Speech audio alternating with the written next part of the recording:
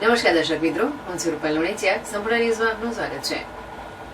પાલનપુર શહેરની બાજુમાંથી નીકળતા બાયપાસ રોડનો વિવાદ વકર્યો છે. જે ગામડાઓમાંથી રોડ નીકાળવામાં આવી રહ્યો છે ત્યાં ખેડૂતો વિરોધ નોંધાવી રહ્યા છે. ખેડૂતોનું કહેવું છે કે 30 મીટર રોડ નીકાળવામાં આવે તો અમને કોઈ વાંધો નથી, પણ 100 મીટર રોડ નીકાળવામાં આવે તો મોટાભાગના ખેડૂતોની જમીન કપાઈ જાય છે અને ખેડૂતો જમીન વિહોણા થઈ જાય તેવી સ્થિતિ થાય છે.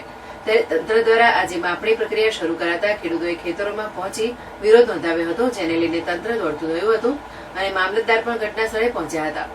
પાલનપુર શહેર અને હાઈવેની ટ્રાફિક સમસ્યાને લઈને ઘણા સમયથી બાયપાસ રોડની માંગણી હતી, જે માંગણીને લઈ સરકાર દ્વારા પાલનપુર નજીકથી બાયપાસ રોડ મંજૂર કરવામાં આવ્યો હતો. ત્યારે આ બાયપાસ રોડને લઈ પાલનપુરના ખોડલા ગામે જમીનની માપણી પ્રક્રિયા શરૂ કરવામાં આવી હતી. ત્યારે તંત્રની કામગીરીને લઈને ખેડૂતોએ વિરોધ નોંધાવ્યો હતો.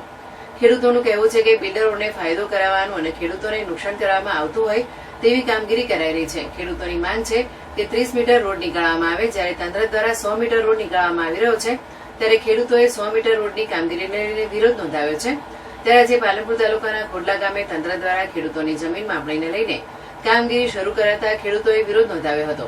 ખેડૂતોનું કહેવું છે કે બાયપાસ રોડનો અમને કોઈ વિરોધ નથી, અમે સરકાર સાથે છીએ, પરંતુ 30 મીટર રોડ નીકાળવામાં આવે તેવી અમારી માંગ છે. જો કે તંત્ર દ્વારા 100 મીટર રોડની માંગણી કરવામાં આવે છે તેનો અમે વિરોધ કરી રહ્યા છે. ત્યારે આ સમગ્ર મામલાને લઈ મામલતદાર પણ ઘટના સ્થળે પહોંચ્યા હતા. બાયપાસ રોડને લઈ ખોડલા ગામના ખેડૂતોની વધારાની જમીન કપાતી હોવાથી ખેડૂતો વિરોધ નોંધાવી રહ્યા છે. ખેડૂતોની માંગણી છે કે 30 મીટરનો રોડ બનાવવામાં આવે. ત્યારે ખેડૂતોએ કામગીરી બંધ કરાવી જ્યાં સુધી ખેડૂતોની માંગ પૂરી ન થાય ત્યાં સુધી કામગીરી ન કરવા અપીલ કરી હતી. ત્યારે પાલનપુર મામલતદાર ઘટના સ્થળે પહોંચ્યા હતા. મામલતદારે કહ્યું હતું કે ખેડૂતોની માંગણી છે કે 30 મીટરનો રોડ બનાવવામાં આવે, જેથી ખેડૂતોની જમીનને નુકસાન ન થાય. જોકે સરકાર દ્વારા અત્યારે જમીન સંપાદન અને માપણીની કામગીરી માટેની કામગીરી કરવાનું કહેતા તંત્ર દ્વારા માપણીની કામગીરી હાથ ધરાઈ છે. તંત્રએ ખેડૂતોની વાત સાંભળી છે અને ખેડૂતોના હિતમાં સરકાર અને તંત્ર કામગીરી કરશે અને ખેડૂતોને પૂરતું વળતર મળે તે માટેના પણ પ્રયત્નો કરવામાં આવશે. નાનજીભાઈ જુડાલ, ખોડલા. અત્યારે જે એરોમાં સર્કલના ફરતે ટ્રાફિક સમસ્યાને લઈને જે બાયપાસ રોડ બની રહ્યો છે તે બાયપાસ રોડ માટે અત્યારે જે સરકાર જમીન સંપાદન કરી રહી છે તે જમીન સંપાદન સરાસરી 60 મીટરથી 30 મીટરમાં કરે છે. જો ખોડલાની જમીન આવે છે તો તે ગણો કે 100 ફૂટ એટલે કે 100 મીટર કરે છે, 330 ફૂટ જગ્યા લે છે ખોડલાની. તો જે 330 ફૂટ જગ્યા ખોડલાની લે છે તે આવતા ખેડૂતો, બધા ખેડૂતો જે છે તે જમીન ઉપર આધારિત છે. જમીન ઉપર આધારિત છે અને એમની પાસે કોઈ સરકારી નોકરી નથી, પ્રાઇવેટ ધંધો નથી. એ જ જમીન ઉપર એમનું જીવન નિર્વાહ ચાલી રહ્યું છે. અને જો આ 330 ફૂટનું સંપાદન કરે તો ખેડૂત પર બિલકુલ જમીન રહેતી નથી. એમને તેઓ એ પોતાનો જે આપુકો ધંધો કે ખેતી છોડી અને જો બીજાને જે મજૂરી જવાના દિવસો આવે એવી પણ સંભાવના છે.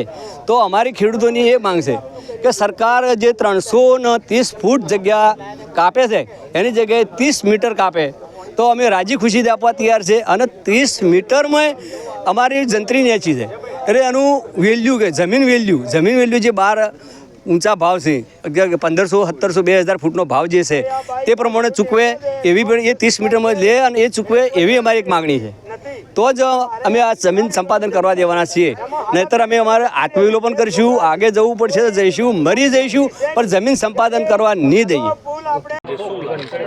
તો આજરોજ જે ખોડલા મુકામે ખેડૂતોએ બાયપાસના રોડ સંબંધે જે એમનો વિરોધ દર્શાવવા માટે એકત્રિત થયા અને માપણી વગેરેની કાર્યવાહી માટે સંપાદક સંસ્થાના અધિકારીઓ પણ અહીંયા ઉપસ્થિત થયા. આ સંદર્ભે કાયદો અને વ્યવસ્થાની સ્થિતિ ન બગડે અને ખેડૂતોને સાચી પરિસ્થિતિથી વાકેફ કરી શકાય વહીવટી બાબતોથી, એ માટે અમારા સબ ડિવિઝનલ મેજિસ્ટ્રેટ અને પ્રાંત અધિકારી કે જે આમાં જમીન સંપાદન અધિકારી તરીકે પણ એમનો રોલ છે, એ સાહેબની સૂચના અન્વયે અમે આજે અહીંયા હાજર થયા છીએ. અને સ્થળે ખેડૂતોની મોટાભાગના જે ખેડૂતો અહીંયા હાજર છે એમની રજૂઆતો મેં શાંતિપૂર્વક સાંભળવાનો પ્રયત્ન કર્યો છે અને વહીવટી રીતે એમના જે પ્રશ્નો છે એનો એમને સારી રીતે ઉકેલ આપવાનો પ્રયત્ન કર્યો છે. તેમ છતાં ખેડૂતોની લાગણી મને એવી જણાય કે એમને એક જ મુદ્દો છે કે રોડની જે પહોળાઈ છે એ ઓછી થાય તો એમના ખેતીની જમીન ઓછી બગડે અને વળતર બાબતેનો મુદ્દો છે. વળતર બાબતે પણ મેં એમને સારી રીતે સમજૂત કર્યા છે એટલે એમનો સૌથી પ્રાથમિક મુદ્દો રોડની પહોળાઈ બાબતોનો છે. હવે સંપાદનની જે કાર્યવાહી છે એના લગતી અગત્યની પ્રોસેસ પૂરી થયેલી છે અને એના પછીનો આ તબક્કો આજરોજ જે સંપાદક સંસ્થાના અધિકારીઓ માપણી માટે આવેલા છે એ તબક્કો છે. આ તબક્કે જો ખેડૂતોનો આવો વિરોધ છે અને એમની માગણી છે કે અમે કોઈને અહીંયા પ્રવેશવા નહીં દઈએ વગેરે વગેરે, આ સંજોગોમાં આજે પણ માપણીનું કાર્ય અહીંયા અટકેલું છે. પણ સરકારશ્રીના નિયમો મુજબ અને સંપાદક સંસ્થાના જે અધિકારો છે એ મુજબ એ આગામી દિવસોમાં આગળની કાર્યવાહી કરશે.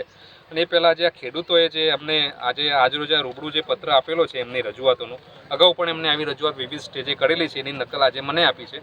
હું પણ ચોક્કસ આ મારા આગળના સ્ટેજે મારા ઉપરી અધિકારીશ્રીને પહોંચાડીશ. અને સૌ ખેડૂતોને પણ વિનંતી છે મારા તરફથી કે વિકાસના જે કાર્યો સરકારશ્રી દ્વારા થઈ રહ્યા છે એમાં આપનો સહકાર અત્યાર સુધી મળતો જ આવ્યો છે. એ પ્રમાણે આ સહકાર પણ સરકારશ્રીને અને સંપાદક સંસ્થાને આપ આપશો એ મારી ખાસ આપને આગ્રહ છે અને વિનંતી છે.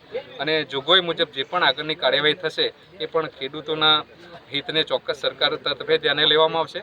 અને સાથે સાથે એમના વળતરનો મુદ્દો છે એ પણ સંપાદક અધિકારીએ ચોક્કસપણે ધ્યાને લીધો જ છે અને એ પ્રમાણે જ સંપાદનના હુકમો કરેલા છે.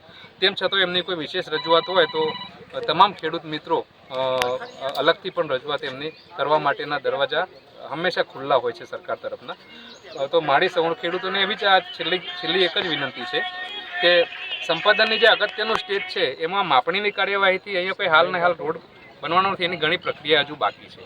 તો સંપાદનની જે કાર્યવાહી છે અને એમાં આજે માપણીની પ્રક્રિયા છે એ તમામ ખેડૂતો ખૂબ જ સારા અને સુમેળભર્યા વાતાવરણમાં અને સંપાદક સંસ્થાના અધિકારીઓ સાથેના સંકલનમાં થવા દે એવો મારો ખાસ આગ્રહ છે, એવી મારી ખાસ વિનંતી.